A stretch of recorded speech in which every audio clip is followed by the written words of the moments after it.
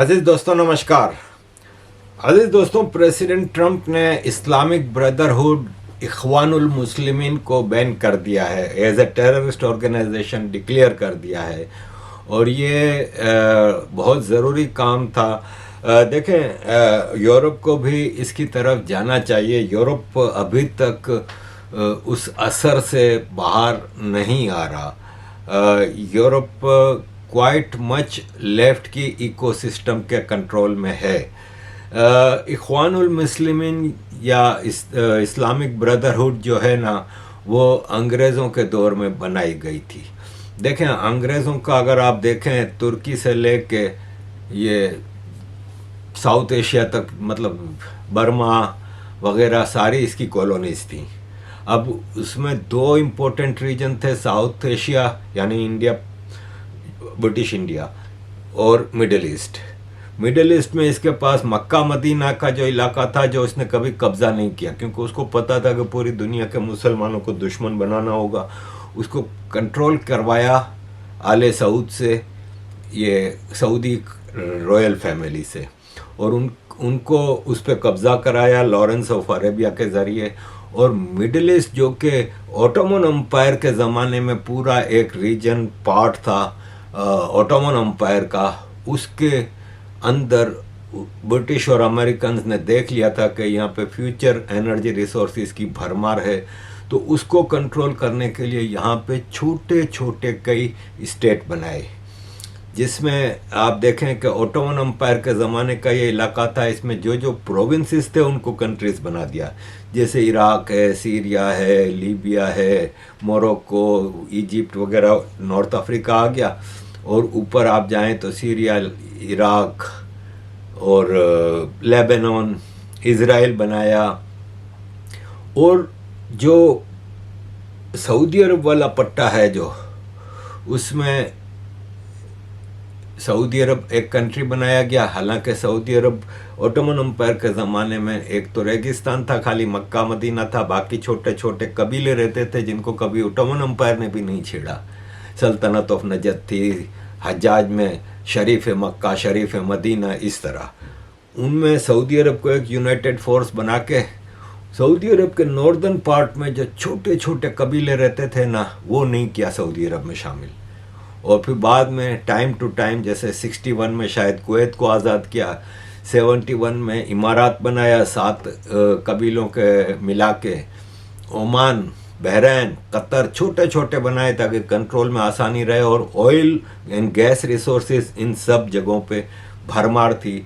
تو یہ برٹش نے کیا. دوسری طرف پاکستان بنایا, ایسٹ پاکستان, ویسٹ پاکستان, پھر میانمار کو الگ کنٹری بنایا, اور یوں وہاں پہ حصے بکھرے کیے اور آؤٹ اسٹینڈنگ ایشوز چھوڑے. جیسے مڈل ایسٹ میں اسرائیل پیلسٹائن کا ایشوز چھوڑا, اب لڑتے رہو ساری زندگی, ورنہ ایک یونائٹڈ فورس عرب کی ہوتی. لیکن اب ان کو لڑاتے رہے اسرائیل کے ساتھ, اور اسرائیل مینز امریکہ.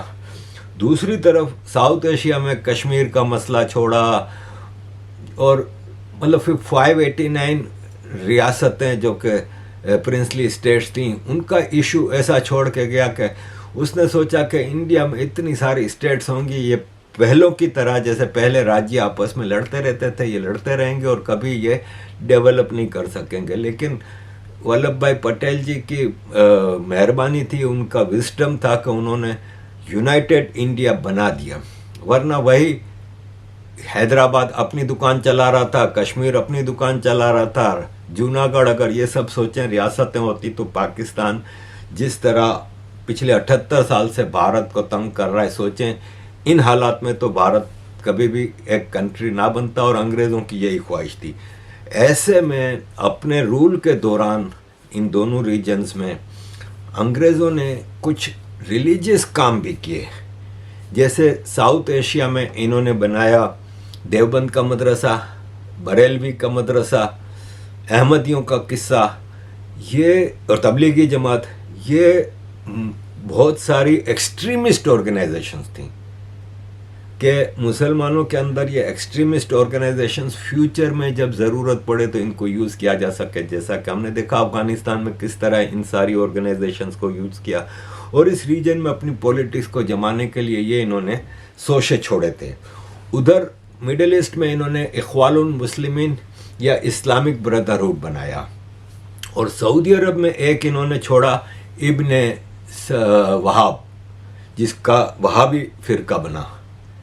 آج سعودی عرب کے کنگ کراؤن پرنس محمد بن سلمان کا ایک انٹرویو جو چھپا ہے اوقاز اخبار میں، اوقاز سعودی عرب کا ایک بہت ہی امپورٹنٹ اخبار ہے، تو اوقاز میں جو انٹرویو چھپا ہے اس میں انہوں نے یہ کہا کہ ابن وہاب جو تھا نا وہ سعودی نہیں تھا۔ کہتا ہے کہ اس زمانے میں، ظاہر ہے یہ بات ہے آج سے 150 سال پہلے کی، 150 سال پہلے کا سعودی عرب میں صرف مکہ مدینہ تھا، باقی ریگستان میں کہیں چھوٹے چھوٹے قبیلے ہوتے تھے۔ وہاں پہ جیسے لارنس آف عربیہ لانچ کیا تھا انگریزوں نے، اور وہاں پہ ایک سعودی کنٹری بنانے کے لیے سلطنت آف نجد کے کنگ عبدالعزیز کو یہ کہا کہ آپ قبضہ کر لیں حجاج پہ اور ناردرن ایریا پہ جہاں دہران، دمام، جبیل وغیرہ ہیں، اور ایک کنٹری بنا لیں۔ تو کنگ عبدالعزیز ابن وہاب کے داماد تھے، تو آپ انگریزوں کی سازش دیکھیں کہ ابن وہاب کو ایک الگ آئیڈیولوجی کے ساتھ سعودی عرب میں امپوز کیا گیا۔ ابن وہاب بقول کراؤن پرنس محمد بن سلمان جو آج انٹرویو چھپا ہے اس میں انہوں نے یہ کہا کہ ابن وہاب کے جو لوگ تھے نا، ہر مولوی کے کچھ ہوتے ہیں نا چمچے شاگرد، وہ لوگ لکھنا پڑھنا جانتے تھے عربی، اور اس زمانے میں سعودی عرب میں لکھنا پڑھنا کوئی نہیں جانتا تھا، تو ان لوگوں نے اس کا فائدہ اٹھا کے وہاں پہ تبلیغیں کرنا شروع کی، اور سعودی ایک وہابی سوسائٹی بنتی گئی، اور وہابی فرقہ جو ہے نا وہ سارے مسلمان فرقوں میں سب سے ایکسٹریمسٹ فرقہ بنا تھا۔ Ibn Wahab came in Saudi Arabia during British time, اور اس کے بعد لارنس آف عربیہ آیا، اور ابن وہاب کے داماد عبدالعزیز، اب کنگ عبدالعزیز کتنوں کے داماد تھے آپ سوچیں؟ انہوں نے سنا ہے کوئی 100 سے اوپر شادیاں کی ہیں، ان کی 100 سے اوپر بیٹیاں ہیں، 79 ایگزیکٹ فگر کہیں میں نے پڑھا تھا، ان کے بیٹے ہیں، آج بھی کنگ سلمان کنگ عبدالعزیز کے بیٹے ہیں، تو وہ تو شادیاں کرتے رہتے تھے۔ کہ ایک سدیسی خاندان ہے سعودی عرب کا، وہ بہت ہی رائل فیملی، اب آل سعود کے بعد سب سے امپورٹنٹ خاندان ہے، وہ بھی ان کی بھی بیٹیاں کنگ عبدالعزیز کے نکاح میں رہی ہیں، اور اس طرح، اور جہاں تک میں سمجھتا ہوں، مجھے یقین نہیں ہے لیکن میرا خیال ہے کہ یہ جو رائل فیملی میں جو سگے بھائی تھے سعودی عرب کے، وہ بہت امپورٹنٹ فیکٹر تھا۔ سگے بھائی کون تھے؟ کنگ فیصل، پھر کنگ فہد ان کے سگے بھائی تھے، پھر بعد میں کنگ عبداللہ ان کے سگے بھائی نہیں تھے، لیکن پھر اس کے بعد عبداللہ کے بعد جس کا نمبر تھا سلطان، جو کہ ڈیفنس منسٹر تھے، وہ عبداللہ کے کراؤن پرنس تھے لیکن پھر گزر گئے تھے۔ اسی طرح اس کے بعد جو سلطان کے بعد نمبر تھا وہ نائف کا تھا، پرنس نائف کا، وہ بھی ان کے سگے بھائی تھے، وہ بھی گزر گئے اسی دوران۔ پھر اس کے بعد نمبر تھا یہ سلمان کا، کنگ سلمان کا، محمد بن سلمان کے فادر، وہ بھی سگے بھائی تھے، شاہ فیصل، فہد اور ان سب کے۔ ان میں سے 7 سگے بھائی ایک زمانے میں، کنگ فیصل کے زمانے میں 7 سگے بھائی امپورٹنٹ پوزیشنز پہ تھے۔ جیسے کنگ فیصل کے زمانے میں کنگ فیصل تھے، ان کے سگے بھائی فہد جو تھے وہ سیکنڈ کراؤن پرنس تھے، خالد کے بعد ڈیفنس منسٹر تھے، سلطان گورنر ریاض تھے، سلمان اور ہوم منسٹر تھے نائف۔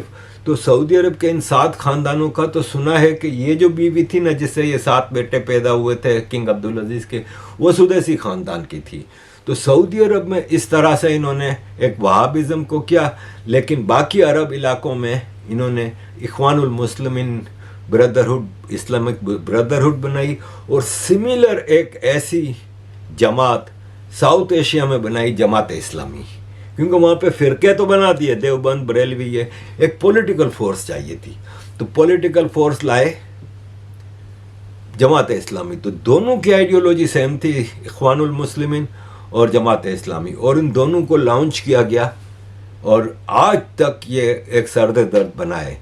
इस्लामिक ब्रदरहुड की सऊदी अरब से कभी नहीं बनी, इसलिए कि सऊदी अरब में वहाबिज़म था और वो उनको टेररिस्ट समझते थे। इस्लामिक ब्रदरहुड एक पॉलिटिकल रिवॉल्यूशन लाने के लिए उन्होंने इजिप्ट से शुरू किया, फिर इजिप्ट, सीरिया, इराक, इन इलाकों में डेवलप होती गई, लेकिन फिर 9/11 के बाद दुनिया ने उसको ख़त्म करने का फैसला किया, लेकिन अभी तक वो दुनिया उसके असर से बाहर नहीं आई, ख़ास तौर पे यूरोप का हाल ये है कि ये आप देख रहे हैं ना, ये फ्रांस के एक छोटे से गांव में एक चर्च के अंदर एक मुसलमान घुस गया और लोगों को, नन होती हैं ना जो चर्च की नन्स, उनको मारना शुरू किया और क्रिश्चियंस को एनिमल कहा और शोर मचाया और पूरा तोड़ फोड़ की, और काफ़ी देर तक चर्च में इसने एक क़यामत बर्पा कर दी। लेकिन कमज़ोर सोसाइटी बन चुकी हैं ये, इसलिए कि इनके ऊपर जो फ्रांस में और यूरोप के मोस्ट ऑफ द कंट्रीज़ में, जो वेस्ट यूरोप की बात हो रही है, ईस्ट यूरोप में अभी ये बीमारी कम है, तो वेस्ट यूरोप में ये लोग कमज़ोर हैं और इसकी वजह से सोसाइटी में इस्लामाइजेशन और एक्सट्रीमिज़म बहुत ज़्यादा बढ़ता जा रहा है, और ईस्ट का जो इकोसिस्टम है वो इस्लामोफोबिया को एक हथियार के तौर पे इन चीज़ों में यूज़ करता है। अब फ्रांस में इस सिलसिले में एक रिवॉल्यूशन नज़र आ रहा है। फ्रांस में एक एक्सट्रीम राइट की जो मैरिन लोपेन है, जो जेan-मारी लोपेन की बेटी हैं, जेan-मारी लोपेन एक वेरी एक्सट्रीम राइट के पॉलिटिकल पार्टी को लीड करते थे, और उस ज़माने में ज़ाहिर है इतना उनके खिलाफ प्रोपेगेंडा किया गया कि उनको रेसिस्ट और पता नहीं क्या क्या कहते रहे। वो सिर्फ 96 के इलेक्शन में या 97 के इलेक्शन में जैक शिराक के सामने तगड़ी पोजीशन हासिल कर ली थी। हमेशा फ्रांस में प्रेसिडेंशियल इलेक्शन में 2 कैंडिडेट मस्ट चाहिए। अब क्या होता है कि ज़्यादा कैंडिडेट्स हों तो फिर प्रेसिडेंशियल इलेक्शन में अगर किसी एक कैंडिडेट को 50% वोट मिल जाए ना तो उसकी विक्ट्री हो गई, लेकिन अगर किसी एक कैंडिडेट को 50% वोट नहीं मिले तो फिर जो टॉप 2 होते हैं ना उनके दरमियान मुकाबला होता है। तो फ्रांस में हिस्टोरिकली राइट विंग पार्टी और लेफ्ट विंग सोशलिस्ट पार्टी का टॉप पर मुकाबला होता था, लेकिन 96-97 में राइट विंग पार्टी के जैक शिराक ऑलरेडी प्रेसिडेंट थे, अपने सेकेंड टर्म के लिए इलेक्शन में खड़े हुए थे, तो उनके मुकाबले पे जो सोशलिस्ट पार्टी थी ना वो 3rd नंबर पे आई। 40 कुछ परसेंट मिले थे जैक शिराक को, और सेकंड नंबर पे जेan-मारी लोपेन आ गए थे। और मैं भी नया नया फ्रेंच सिटीज़न हुआ था और बेल्जियम में रहता था, तो सारे मेरे कलीग्स, और जो मैं गोरों में उस वक्त ज़्यादा काम करता था, बेल्जियम की जस्टिस मिनिस्ट्री में काम करता था, तो बड़ा शोर हुआ कि हमें वोट डालने चाहिए वरना ये रेसिस्ट आ जाएगा। तो हम भी ज़ाहिर इतने एजुकेटेड थे नहीं, नया नया यूनाइटेड नेशन जाना शुरू किया था और चीज़ों को समझना, लेकिन दिमाग वही सोशलिस्ट था और लेफ्ट का था। तो मैं भी भागा था वोट डालने के लिए कि जेan-मारी लोपेन ना आ जाए कहीं। तो फिर जैक शिराक ने मेरा ख्याल है 80% वोट लेके जीत गया था। वो जेan-मारी लोपेन इसके बाद उठ नहीं सके, फिर वो गुजर गए, तो उनकी बेटी मैरिन लोपेन बनी है और अब वो फ्रांस में स्वीप कर रही है। और नज़र आ रहा है कि अगला इलेक्शन जो फ्रांस का होगा उसमें मैक्रोन को ये हरा देगी। तो फ्रांस में इसके खिलाफ बहुत सारे केसेस किए गए और नतीजे के तौर पर उसको बैन कर दिया गया कि अब वो इलेक्शन में हिस्सा नहीं ले सकती। तो मैरिन लोपेन ने कल कहा है कि मैं हर हालत में जीतूंगी और मैक्रोन को हराऊंगी। फ्रांस हर किस्म का इम्पोर्टेंट काम करेगा, रेडिकल मस्जिदें बंद कर दी जाएंगी, नफ़रत फैलाने वाले मौलवियों को हम निकाल देंगे फ्रांस से, सलफिज़म और मुस्लिम ब्रदरहुड, इख्वानुल मुस्लिमीन को हम टोटली सफाया कर देंगे। तो ये एक ज़रूरी काम है जो कि अगर फ्रांस ने कर दिया तो it will be a very wonderful step. अजीज दोस्तों, thank you very much for all your support. Kindly keep supporting.